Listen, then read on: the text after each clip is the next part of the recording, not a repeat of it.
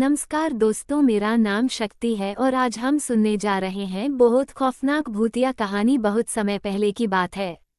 एक राज्य की एक छोटे से गांव में कुछ लोग रहा करते थे। उन सभी गांव वालों का चरित्र बड़ा ही व्यावहारिक और अच्छा था। वहां के सभी लोग खुशी खुशी रहा करते थे। उस गांव में एक पंचायत भी था जहां पर सरपंच रहा करते थे। समय बीतता गया, लोग अपने व्यावहारिक जीवन को जीते गए। समय बिजी थे। सरपंच को सुझाव आया कि क्यों न गांव को विकसित किया जाए, और सरपंच ने ये सुझाव सभी गांव वालों को पंचायत की सभा में बुलाकर सुनाया। सरपंच का ये सुझाव सुनकर सभी गांव वाले खुशी खुशी इस बात को मान गए।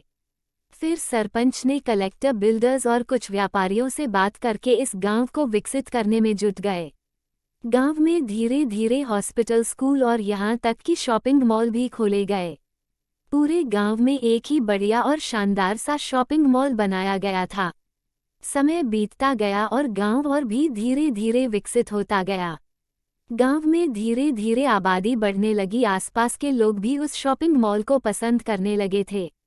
यहाँ तक कि कुछ लोग तो शहरों से आकर गांव में ही बस गए थे। फिर एक बार कुछ लोग शॉपिंग मॉल के पार्किंग में से गायब होने लगे।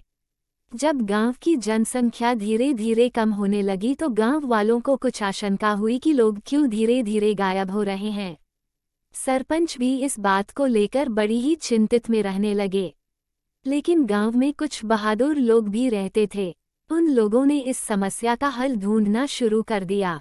उन्होंने ये देखा कि शॉपिंग मॉल में जाने वाले लोग और आने वाले लोग की जनसंख्या कम हो रही है। इससे उनको ये सिद्ध हो गया कि मॉल में ही कोई घटना घटी है, जिससे कि गांव की जनसंख्या धीरे धीरे कम हो रही है।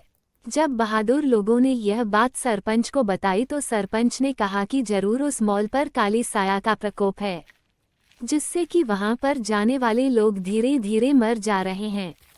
बहादुर लोगों ने उस काली छाया को पकड़ने के लिए एक तांत्रिक बाबा को लेकर आए। तांत्रिक बाबा ने जब उस काली साया के बारे में सुना तो उन्हें ऐसा लगा कि वो काली साया बहुत ही ज्यादा शक्तिशाली हो सकती है। इसलिए तांत्रिक बाबा ने उसे पकड़ने के लिए एक उपाय सोची। उनका उपाय ये था कि वह किसी आदमी को चारा बनाकर कुछ शॉपिंग मॉल में भेजेंगे, और फिर जब वह काली साया यानी कि भूतनी जब उसे पकड़ने आएगी तो तांत्रिक उसे अपने वश में कर लेगा। इसी उपाय पर चलते हुए अगली सुबह उन सभी गांव वालों ने तांत्रिक के बताए गए रास्तों पर ही चले।